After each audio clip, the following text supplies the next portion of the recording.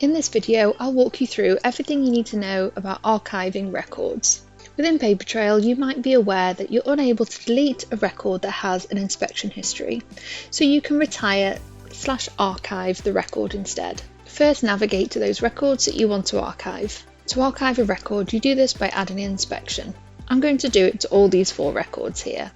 I'm going to highlight my record and then click Add 4 Inspections.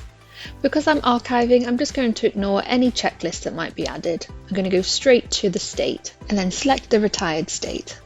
I'm going to copy this down to all 4 records and then click Save for Inspections. Those records will then disappear from view. But if you were to click on the filter on the left hand side, you will see that under Archived you've got 4 records. Select the Archive filter and then you can see that there are 3 boxes in the blue banner at the top. I'm going to X off the starred true because this just means it's pulling through the records that are from starred folders. So now you can see my 4 archived records. You might be happy with keeping these records in this folder, or you might want to delete the folder. To do so, you will need to move the records out of here before you can delete it.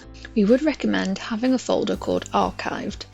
This is just where you can move all your archived records into when you want to delete a folder.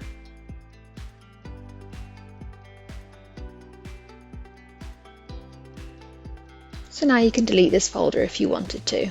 Finding your archived records is done by clicking on the filters icon on the dashboard and then going to Archived. You can see that I've got 21 archived records in here. If I click on this, it'll show me the folders that those records sit in, and I can also view it as Record View. You can unarchive a record by clicking on the Record Inspection History and then clicking on the eye icon. You will then need to revert the last inspection. Please be aware that the record state and dates will revert back to how they were before you retired that record, so you will need to perform another inspection to update this. You can create reports for archived records the same as you would for live records. You'd highlight the records that you wanted to create the report for, then click Print and Export.